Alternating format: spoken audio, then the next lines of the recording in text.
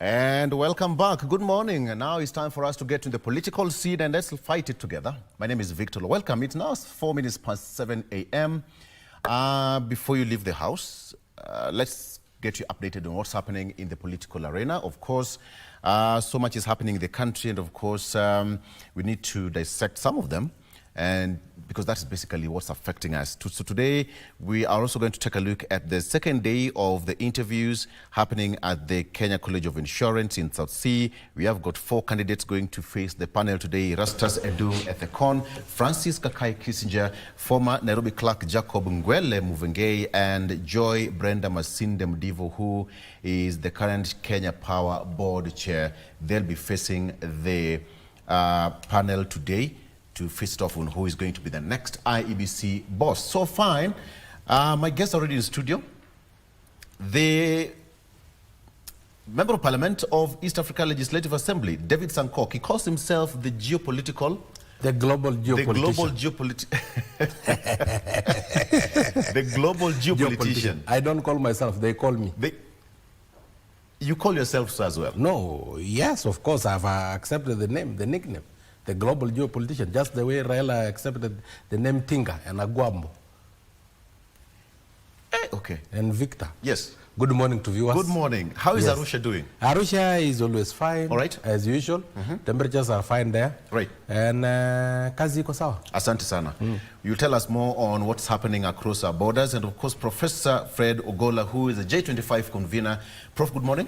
Good morning, my brother, and good morning, viewers. It is good to have you when we have the, what you call the Good Morning Kenya. Good morning, Kenya. Good morning, right Kenya. Here on KBC. Yes. Gentlemen, thank you so much for sparing time. Yes. It's always, actually it's a rainy morning here in the city, but you've spared your moment and you're here. We're still waiting for Nabina Bwera, who is a legislator of Lugari constituency. He'll be here shortly, but the show has to be on the road. So, gentlemen, let me start by asking you, Mheshimiwa, how is basically everything in Arusha? We are members of EALA, and you're a member of parliament sitting there. How are we doing? Just give me a quick overview how things are. We are doing well, and right. Business-wise, as you know, yes. the East African Community Economic Bloc is the most blessed and strategically placed economic bloc in the world, yes. being sandwiched between 3 major waters, that is the Indian Ocean to the east and the Atlantic Ocean to the west, and the Gulf of Eden, meaning this economic bloc can do business to the Far East through Indian Ocean, to the Middle East and Europe through the Gulf of Eden, and to the west, that is America, South America and North America, through the Atlantic Ocean. We are also blessed to have 8 freshwater lakes. One of them is the 2nd largest in the world. Yes. We have the longest river in the world, that is River Nile, passing through our region. We have the 7th largest river in terms of water volume, River Congo. So we are doing fine. We have 2 main corridors. And our business inter-country trade is doing very well. Yes. The corridors are doing very well. The central corridor that passed through Dar es Salaam, all the way Arusha to Bujumbura to DRC. And then the northern corridor that passed through Mombasa, Nairobi, Malaba, all the way Kigali to DRC. Yes. But unfortunately, our truck movement, that is the trucks in Kenya, have been reducing. In the other countries, it have been increasing. The central corridor have been doing very well. Why? Ours is a bit shaky because of sometimes political environment, which is not very friendly. Sometimes our roads are closed through demonstrations. Our Ministry of Transport is another ministry full of people who I call probably not very good standard of engineers, because in highways, we don't put bumps. Yeah. But go to your Ayaki way today, irrelevant bumps. You know, in Kenya, there are communities who, when a donkey is knocked down by a car, the following day you'll find villagers with wheelbarrows erecting bumps, maram bumps on top of tarmac road. I don't know if that mentality of some villagers have been brought into the leadership of the transport ministry. We are erecting bumps everywhere in our highways. Yes. If Kenyans don't stop them, they'll erect bumps in the expressway. Yes. You've talked about DRC. What is EALA doing in as far as DRC conflict is concerned? Of course, those are some little issues. Yeah. People You call them little, Michelle? Yes, of course. You know, there are conflict everywhere in the world. Yes, but we have been brainwashed to think of our continent as a black continent. Yes. And whenever there are some conflict here and there, we magnify them so that we can chase away our investors, we can chase away our tourists, we can destroy our economy. They are there, and East African community is doing all it can to restore peace, not only in DRC, but also some little flower of conflict in Republic of South Sudan, which I'm sure it will be stable very soon. Okay. Allow me to also ask Prof, because Prof is when you talk about business and economy, that is his forte. He's talked about how we are doing, the corridors in Africa, and of course, East Africa in general. Would you confirm what he said, that we are doing well in terms of economy, East Africa? Well, East African economy is among the most admired economies. Remember, if you look at some of the members of the East African community, there seem to be very many stability in East Africa. Yes. Take any African region, you'll find there are so many coup countries. Like currently, there's no coup country in East Africa. Go to West Africa, you'll find. Go to North Africa, you'll find. Go to South Africa, you'll find. So East Africa seems to enjoy a lot of freedom because the stability varies across the region. For example, DRC, South Sudan, but most countries are stable. There was an issue in Ethiopia, but it's well sorted now. So East Africa enjoys. Then secondly, you have to know that East Africa and South Africa are the most important countries geopolitically. He calls them geopolitician. East Africa and South Africa are the most important geopolitically because the entry to the Middle East and to the Indian Ocean, you can only use East or South Africa. Because anytime there's a turmoil in East Africa or South Africa, the global trade can take place. And that's how significant East Africa is. So you see a lot of interest, even the countries that came here.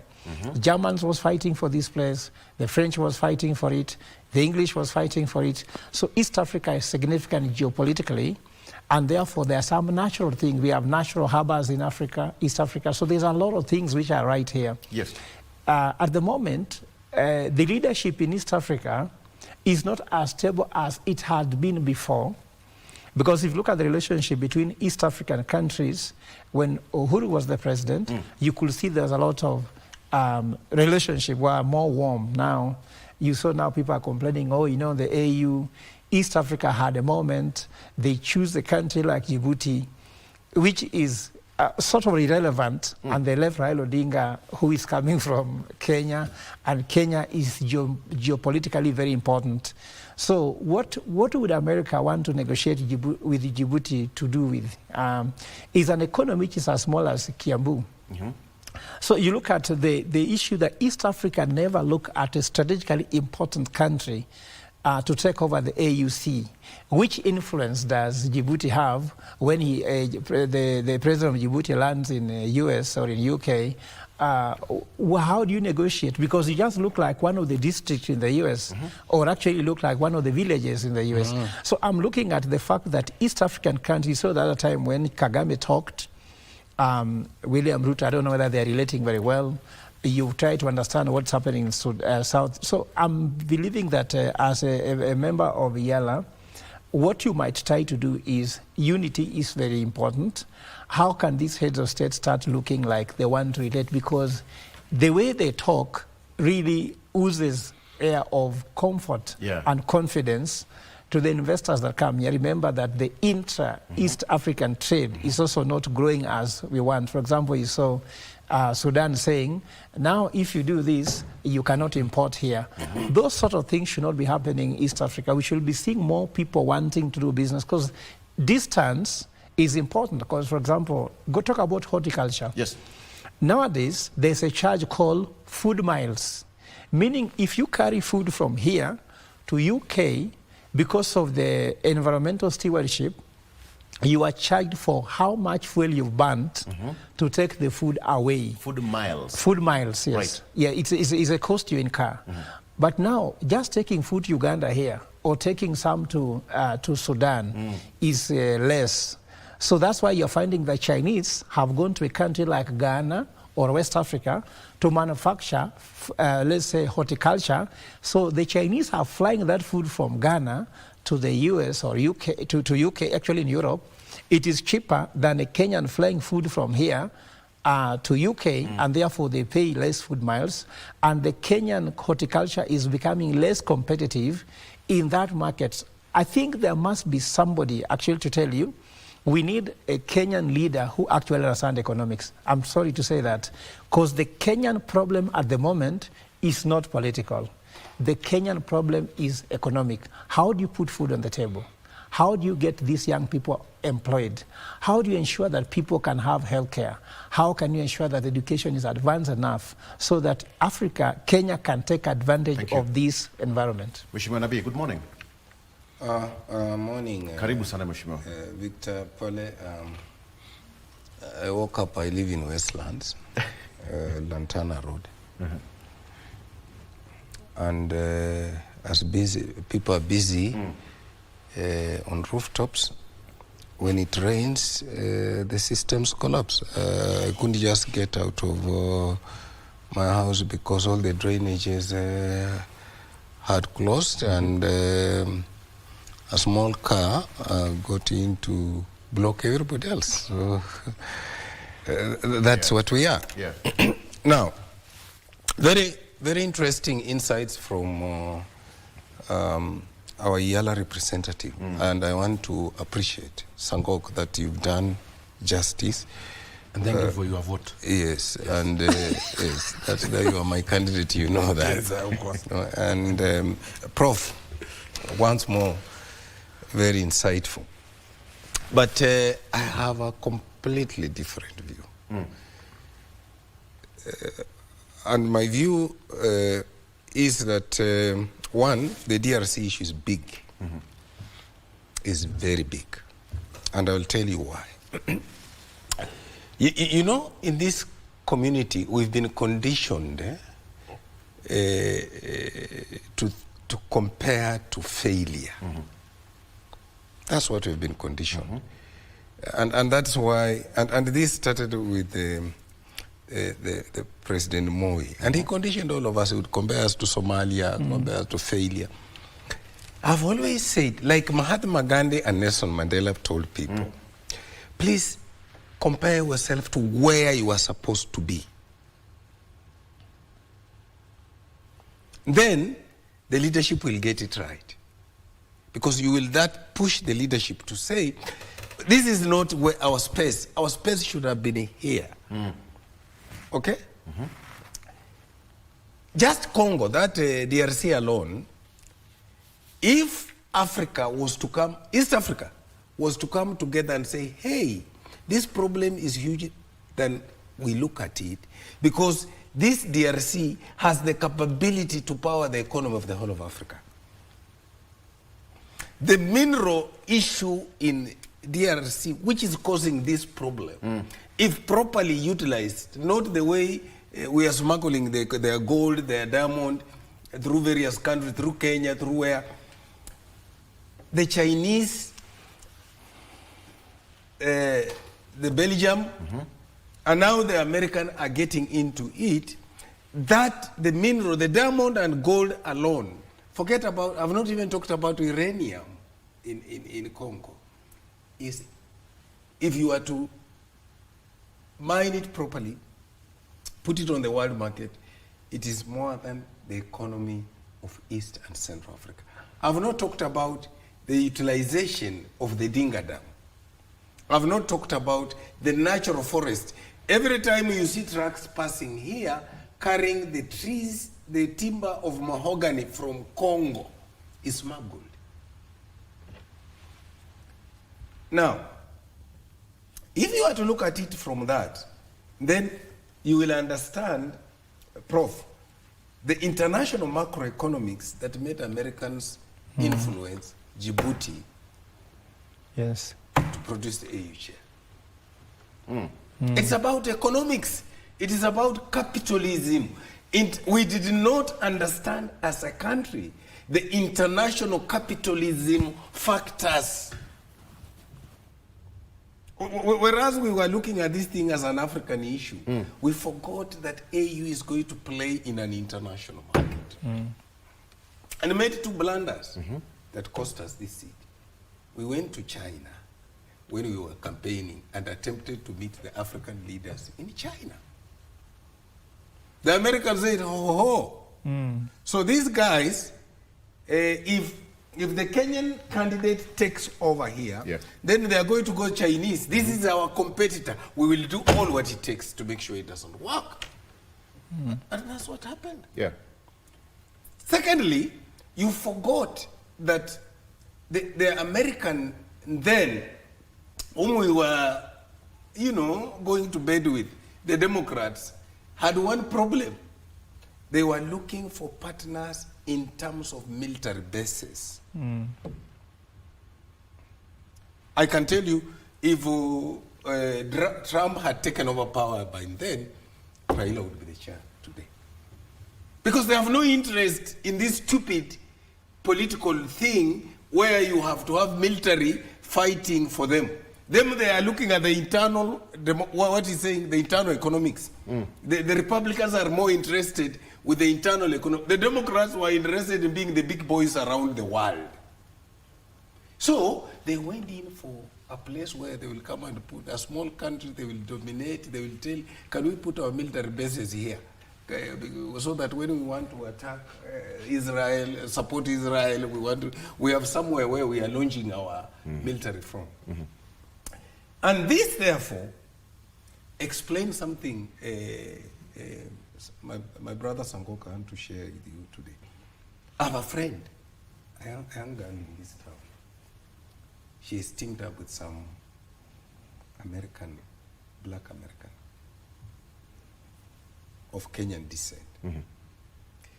They export from Kenya omena, traditional vegetables, minji,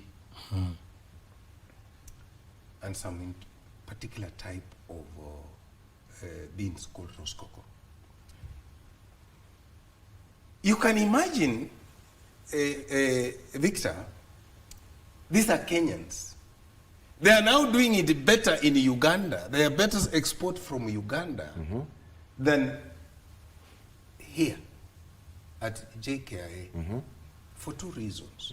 One alluded to by Sangok, that to transport omena from Muhuru Bay, it is 3 times expensive than to get the same omena from Busia to Endebe and get it to America. Yes. Number one. Why is it expensive? Other than the road being what it is, the number of toll stations, everybody wants to eat from it. But now that's where the East African Legislative, where you come, Eala, the tariff barriers. I mean, it's been a song over the years. Yes. So what Mheshimiwa is saying is actually now putting a very big sharp focus on Eala. I mean, you got that. And Victor, I think we have done whatever that is possible because to cross with that omena through Busia, that is where now our work is, the border. It is totally seamless. You know, we have one-stop border post where you meet all the Kenya, KRA, and also Uganda revenue authorities so that you clear as quick as possible and move on. Yes. The problem, and I think my brother here, Mheshimiwa, is very correct. It is really becoming very expensive to do business in Kenya. Apart from erecting unnecessary bumps, which I have told you they can even erect in expressway, kwa ujinga tu, village mentality being brought into the city. We also have a lot of barriers, police barrier. You go to a distance of 5 kilometers. There is a police barrier who is flagging you. Surely, if I have come through another police and they have inspected me, I don't think my vehicle all of a sudden the insurance have expired within 5 minutes. I don't believe really, because if today you travel to Nakuru, you will actually encounter more than 18 traffic police officers inspecting your car. That is time lost. Again, we had an opportunity to have LAPSSET, being another corridor that will really connect us with the Republic of South Sudan and even Ethiopia.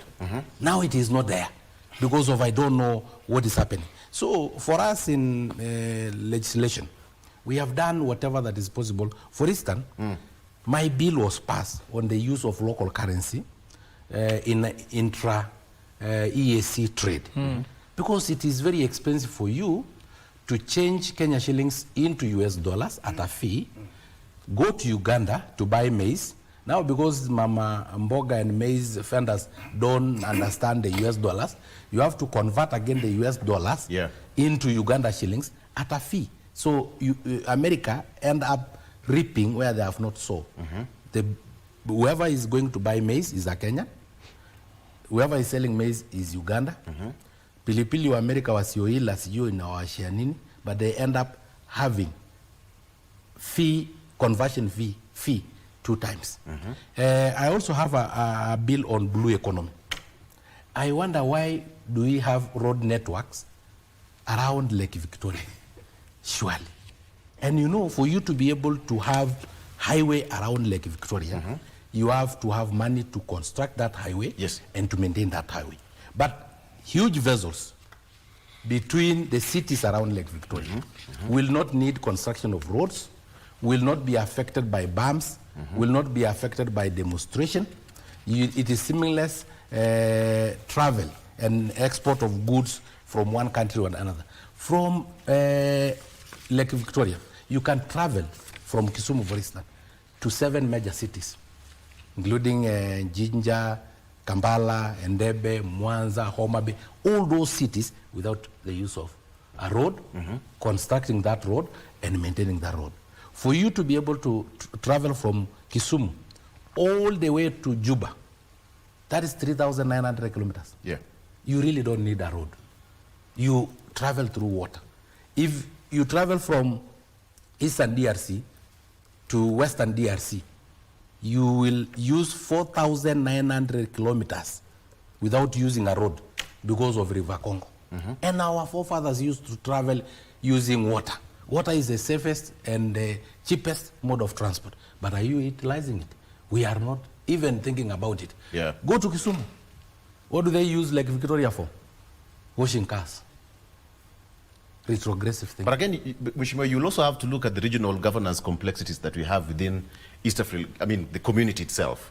Because Uganda will have their own stand, Kenya will have their own stand, same as Tanzania, etc., etc. That's why IALA is there to set up laws and legislation. And you know, by the way, East African Community Economic Bloc is the only economic bloc with a residential parliament. But at this... But Victor, yes, you are missing the point here. What was so different with Kwame Nkrumah? What was so different with Abdel Nasser?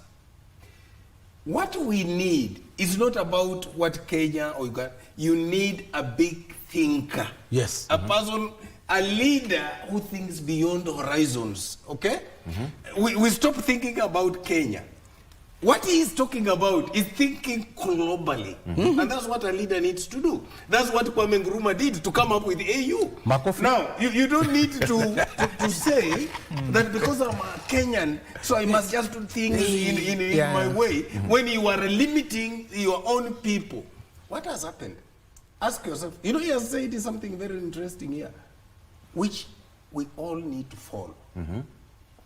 He said, the Central Corridor, the corridor that is from Mwanza, Tanzania, Dar es Salaam. Yes. It is more functional than our corridor. Let me qualify it. That the economies we were so much ahead of them, Tanzania, Uganda, they are surpassing our own economy. Of course. Why? Because of our mindset. Village mind. Exactly. Yeah. I mean, why should I? I come from Western Kenya. He will also tell you he's from Narok, I know. Whenever I hunt animal feed, I have to cross over to Uganda. That is what I do every day. You cross over to Uganda to get animal feed? Yes! Yeah. How do you get animal feed from Kenya? It's so expensive, you're not Damn making expensive. money. Anyway, Victor, let me say the following. Let's take a break. Let's just take a break. You cross over to Uganda to get animal feed. Animal feeds. And it is closer to come to the factories in Nairobi than actually going all the way to Kampala. But I have to go there. It will be cheaper. We'll be right back with more. Stay with us. And welcome back. Oh, okay, gentlemen, continue. Welcome back, continue. Let's go on. Prof, you wanted to say something. Go ahead. What I wanted to say is that if I would be president today, Yes. we would create something very special for all the first heads of state of Africa so that people can actually understand what these people were, like Kwame Nkrumah, people like Haile Selassie. What is the best quote about Kwame Nkrumah? Haile Selassie, he said that we shall never be defeated. We are being defeated. Of course. We shall never be defeated is Haile Selassie's quote. That we shall never be defeated. And in fact, the quote you talk about Nelson Mandela, that we should never compare ourselves, because politicians in Kenya, when they are campaigning, they tell you, we want to be like Singapore, isn't it? So they promise you Singapore during the campaign. After the election, they tell you, we are better than South Sudan. Yeah. Of course. Or Somalia. Or Somalia. So we cannot benchmark with failure. Like I heard you say, people who come about Kenya Power, try to go to Nigeria. But Nigeria was not our benchmark. Because you talk about the cost of production, taxation. The politicians in this country, sorry to say, exception of you maybe, don't understand economics. They don't understand economics. At all. Because when someone speaks, like when I listen to John Badi, when he discusses economics, I get so worried that he's the CS of Treasury. It does not matter where he comes from my village. When you hear the fact that they think that you either collect money through taxes or borrowing. No production, no manufacturing, no generating anything, just like either you increase taxes. That's why I talk about the issue of 11 shillings per every kg charged in Uganda, but in Kenya, it is 28 per kg charged. Because everybody think about how can I tax more? How can I borrow more? And that is not a solution. Yeah. For example, before Kenya gets where we are, in fact, every African country, Kenya do not even start from where it's. Kenya needs to ask itself, what is the Kenyan interest? Correct. And then put Kenya first. What's the Kenyan interest? Kenya has no interest which is defined. So anybody comes and asks with Kenya what they want. The former head of state comes and does what he wants. The current one comes, does what he wants with Kenya. Then tomorrow another one comes, does what Kenya. What do I mean by here? Kenya has been converted as a market for people who comes to sell to us. Kenyan interest should be Kenya should be the workshop for the world, where we manufacture, we produce. People are working to put ugali kwa meza, sivyo, na pesa kwa mfuko. But if everybody just come and say, where can I tax? Everybody comes to the project on how to make money. It doesn't work. And then if I ask you, when I was an economist at the European Central Bank, I was asked this question: how comes the dollar has always been more stable than the euro? Yeah, all the years. Do you know why? And that's what Mheshimiwa need to do at East African Legislative Assembly. Before you go to saying Africa needs to be this, do we feel African first, or you start by thinking with the village mentality, first of all, I am a Luo first, then secondly is when I'm a Kenyan, then thirdly is when I'm East African, then fourthly I'm an African. No. Look at Kwame Nkrumah's dream. We needed first to be Africans. Before, if you start by saying, I'm a village boy from Ugenya, no. Because you start looking at this small, that's what I'm telling you. We are fighting inside a small country called Kenya when opportunities are global. Yeah. instead of someone fighting, every time we are looking at the presidency as if it is life and death, yet if you go to AU, Kenyans are poorly represented. Even if we don't meet the quotas in all African Union, you go even to East African secretariats, we don't even meet our quota. If you go to a country like Rwanda, Burundi, they are overcoming their quotas. For us, we are thinking about how can I fight a lawyer, instead of seeing that we are and that we need to look for these opportunities globally. Yeah.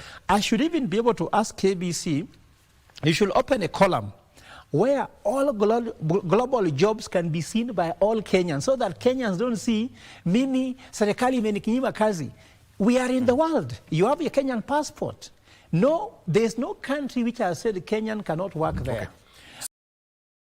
I'm not telling people need to go abroad, but we cannot even take advantage of our own country, no global influence from outside. Yes. So my task to these people is that we need to think global. We need to act, execute locally, meaning that we need to look at our interests. In fact, our interests should be by product and by content. And you see, the good thing is, like you see, for example, yes. in Kenya, made in Kenya. Everything is made in China. Why? Because the Chinese education system has made it possible that Chinese is the workshop of the world. Even American products like Apple go to manufacture in China, not because of cheap labor, because the skills to do that work has been developed through education system. You see what, Prof? You have these two gentlemen, one from the East, Ayala and Kenya. And you see now, it's all about the economic opportunity perspective, generally, where we are. And as a country, you'll agree with me, gentlemen, because anytime we are, for example, we are almost now debating the 2025, 2026, budget and all that. So how do we leverage what Kenya is doing and put it somehow, if not so equal? Just a minute. All right. First of all, I think I have a problem with Prof. It is not you have a Kenyan passport. You have an East African passport issued in Kenya. Just like you have your Kenyan national identity card issued in Busia. So this one is an East African passport issued in Kenya. Good news.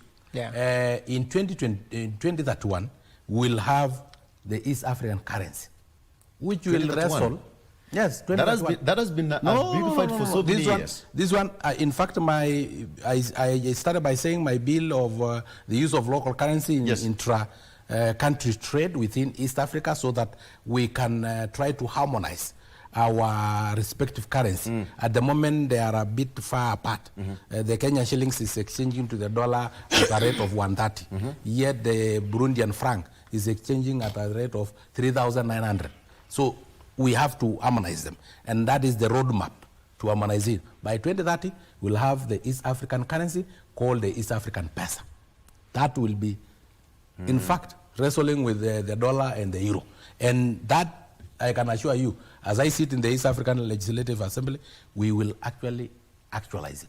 Now coming back to Kenya, and I think Mheshimiwa here expounded it, and even Prof here, very nicely.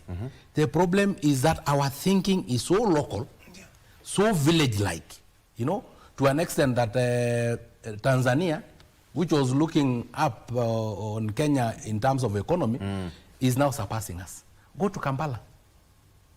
Go at midnight. There is traffic jam. All shops are open. Even at 2 a.m. I don't think any mad person can open a shop when there is no customers. I don't think there will be traffic jam, people running up and down, if there is no economic value for you to go around the city. What are the biggest contributors to this? Political insecurities? Of course, they had said very well. I buy my animal feeds from Uganda. It is cheaper to produce. Here, taxes are just haywire. Everything, the inputs, the farm inputs, the agriculture inputs. You talked about fertilizer, but producing is not only about fertilizer. It will also include the tractors, the diesel the tractors will use, and all the raw materials. And he talked about Uganda being fertile. I'm telling you, Kenya have the most fertile soils. What we lack in Kenya as compared to Uganda is water. But we are lucky we have waters that are above. The waters in Aberdare can use gravity all the way to Isiolo. The waters in Mount Kenya can use gravity all the way to Marsabit. The waters in Mount Kilimanjaro can use gravity all the way to the drylands of Kajiado. But do you think about that? We think about going to promise Kajiado that we'll build a highway, we will do this, we will do. And unfortunately, let me tell you, there's a difference between an opposition leader and Mheshimiwa who is sitting in parliament. Today, Mheshimiwa, your competitor, will actually promise people that if I get this seat, I'll do this. So for them to make promises is no problem.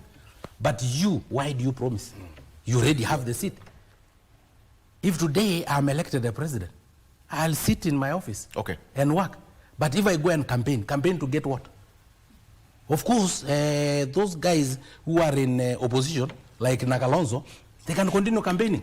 Because you took what they wanted. They don't have. But for me to go and campaign as a president, campaigning so that I can get what? Gentlemen, I want us to come back home. I have personal questions I want to ask all of you. Come back just home. a minute. On individual levels. Just a minute. The Kenyan macroeconomics is a debate that we must get right. Yes. For God's sake. And I agree with the Professor Gola. Sometimes I listen to colleagues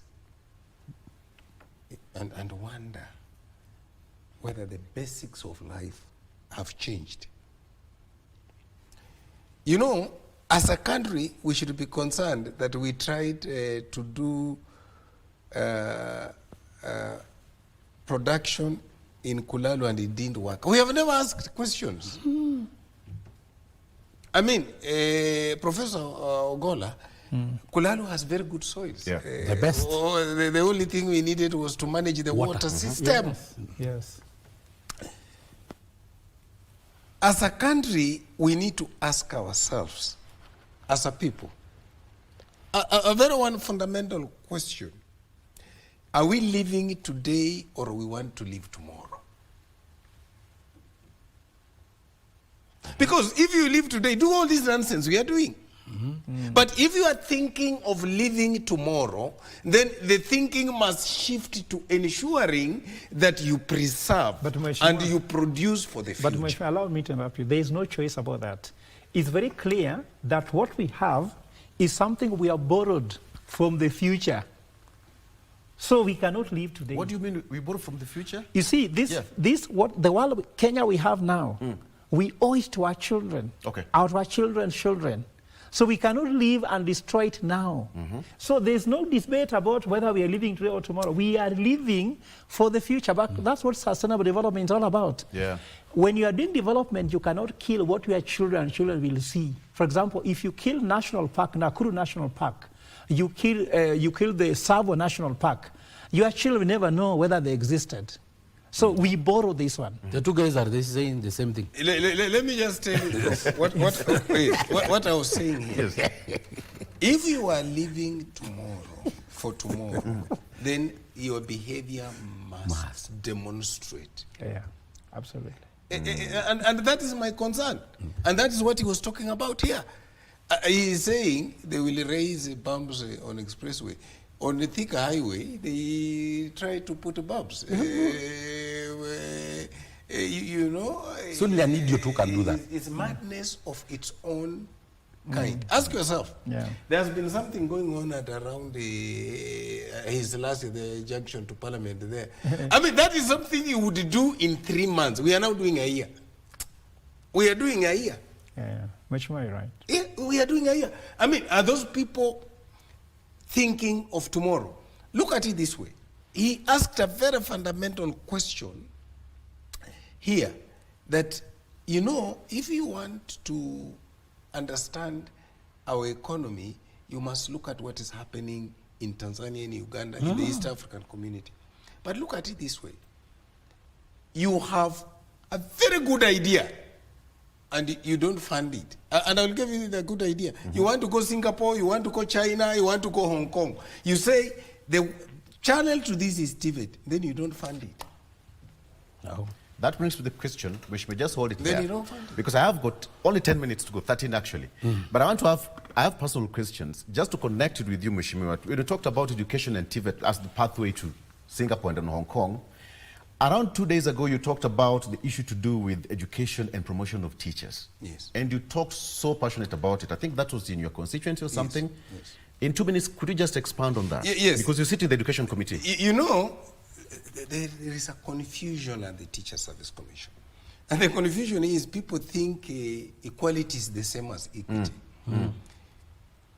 If you have 1,000 schools, you will automatically have more teachers than a person who has 100 schools.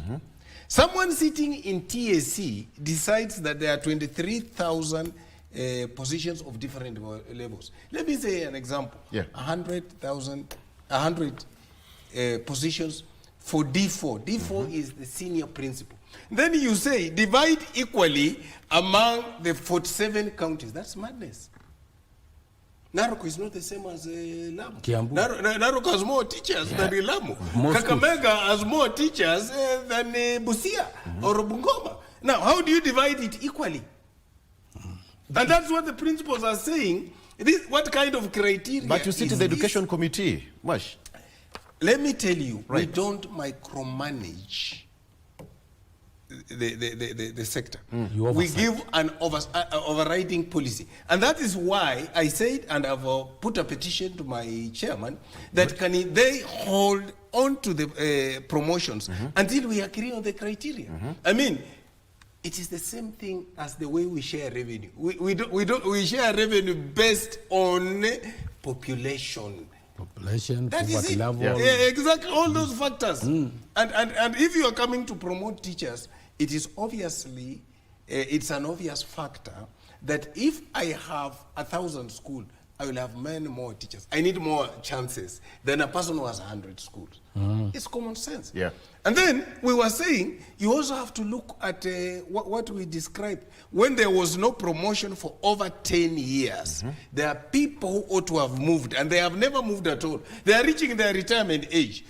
You must have an affirmative action to deal with this. Then there is the issue of performance. And let me tell you, what the principals are raising raises a fundamental issue. Is this the reason why we have been having examination cheat? What is the solution to this? The solution to this is basic. One, that we must apply the international acceptable standard of promotion. Right? Number two, we must apply equity, not equality. It's about equity, my friend. Yes. And then number three, we must have affirmative action in areas that have had problems. And the problematic areas would be this. When you changed the system and brought in SRC, SRC banded teachers together in various grades. The transformation of that was never done in a manner that will take into consideration the different varying ages. Let me tell you something that will be shocked. A teacher in my school, in one of my schools, a senior teacher, a guy who has produced very good results and is admired, almost caused a strike when he decided to transfer from the school. So there was a problem. Okay. So I was informed. So I went to speak to him. Why are you moving from this school? He said, Mheshimiwa, my student is the principal. I'm not even his deputy. I'm a senior teacher. And this student of mine became a principal because he went to teach in a hard-to-staff area. So he was the promotion he was getting every year. Now, when I tell him things how I think we can run the school, he thinks I'm undermining him. I don't like wars. Very good. Prof. Yes. You went to court to challenge the selection panel, some of the two candidates in the selection panel. Of course, we have got four faced the selection panel yesterday. And you went to court and had some court orders against two. That is candidate Nyachai and candidate Anne Amadi. Why? Just Joy start the Modibo. surface. Joy Modibo. Joy Modibo, right. I beg your pardon. You know, Victor, I'm a strategist. And in strategy, we believe that most wars are won before they begin. So I want to tell Kenyans that this week, election could have gotten right this week, or we've got it wrong this week, not next week, not 2027. Even Jesus says, before you start building a house, you have to know you have all the resources. By having the kind of select panel we have, which there's a controversy about somebody sitting in that panel, and now I looked at the CV and the profile of Joy Modibo, Brenda Masinde, that is, and that one on Nyachai, and I found serious issues, and I wonder why the select panel even shortlisted them. I don't understand the criteria for the shortlisting. First of all, you saw very well in the beginning that Joy is one of the chair of Kenya Power. Now, Board. First of all, being in the board of Kenya Power is a presidential appointment. Going to become a chair which is independent, electoral, independent. What is independence here? It should be independent from any other interference. After you are holding a presidential appointment, then you put an application. You are supposed to resign before. Secondly, Joy Modibo is an official of UDA party. To be exact, even one of the members of Disciplinary and Resolution Committee of UDA, she has not resigned from it. So how can you again go and become an arbiter in an election where UDA is a player? Joy Modibo is the daughter of a bishop whom the president has confessed in public that whenever he wants to have confession, he goes to the bishop. Is that an offense? I'm saying, we're talking about independence here. Okay. Conflict of interest, okay, isn't it? I'm sure those raise a serious concern. Then worst of all, Joy Modibo does not have a track record of execution and performance, because Kenya Power is one of the biggest headache to Kenyans. Ask any Kenyan. No Kenyan pays token when they're happy. Tokens are very expensive, and the company is bankrupt, like nearly. It has got debts that they can't even pay. Okay. So with that mismanagement of Kenya Power, which is a small part of this country, transferring it to an issue which is actually global. I hope you're not executing your case. For me, I'm saying that's serious. Then the one of Nyachai, the concern we have is that Nyachai also is a board member of a presidential appointment. Nyachai is having some other issues because our research shows that Nyachai is on CRB. He has even run a company. He's one of the directors of a company which has been trying to evade paying taxes. So when someone is on CRB, someone is evading taxes, when they become chair of IBC and you give them a budget of 66 billion shillings to run, where is he starting from? Is he going to pay the taxes as ICB? So this matter is coming up. So this matter is coming up for mentioning all. Yeah, yesterday at exactly 5 minutes at 8. Yeah, today. so yesterday we submitted this matter on Saturday. On Monday, the judge gave direction in Naivasha High Court that we listen to the petition at 2 p.m. Okay. Unfortunately, the IBC select panel email was not working, so they could not be served. I had to run to the College of Insurance to give my own. They delayed me until now. They are saying the case being heard today. So the judge again gave two directions on the same day. So the case being heard today at 8 a.m. Should I'm talking about impact because I don't know about the merits and demerit. Should our petition actually be given direction by the judge that we are right that IBC select panel has given a short list to people who are disqualified from being there, it will raise a serious issue on the behavior of the select panel. Concern. Yes, a serious concern. To be here today. Wishima, just a quick one. You met Babu Owino and Ndindi Nyoro a few days ago. What's happening? Just a cup of tea? First of all, before I come to that, I don't want to delve into what Professor is saying. Right. But Joy Modibo being a UDA member, even the late chair, Chebukati, was a life member of ODM. So I think, you want IBC again you don't want. Being a member and official is different. But what was wrong last time cannot justify wrong today. I met Babu Wino and I met Ndindinyo. They are very progressive leaders in this country. And in their respective constituency, they also have persons with stability. Okay. They are part of the East African community. They are also leaders that we all admire in terms of what they have done in their constituency, which can be promoted so that they can do whatever they are doing in their constituency in a larger constituency called Kenya. And I don't think the constitution bar them from probably running for presidency and deputy president respectively. So I met them to discuss on the future politics of this country and how they have managed. Are you telling us the future today? Victor, Sangok is not just Sangok. Please. This Sangok, even look at the way he's dressing. No, it's East Africa. Yes. Yeah, that's what I'm saying. You are not just Sangok. Yes. So when you appear somewhere with the people who have political interest to all of us, that's why I have then you are discussing something very serious. Sangok, you must come clear and say you are forming your own system. No. I'm saying, today I've met with you, Victor. Right. You are a Kenyan. Yes. I've met with my brother here and Prof. And then somebody will now take it politically. We are strategizing. What is wrong with me having a cup of tea what did they tell you? Are you talking about the future here? Which future? Ndindinyoro and Babu. They are doing well, and they will continue doing well. Kenyan, if they admire them, they can promote them. Whose messenger are you? In terms of messenger, I'm a messenger of myself. I'm the messenger of the East African Legislative Assembly. And I'm a messenger of the East African Economic Bloc, the most progressive economic bloc in the world.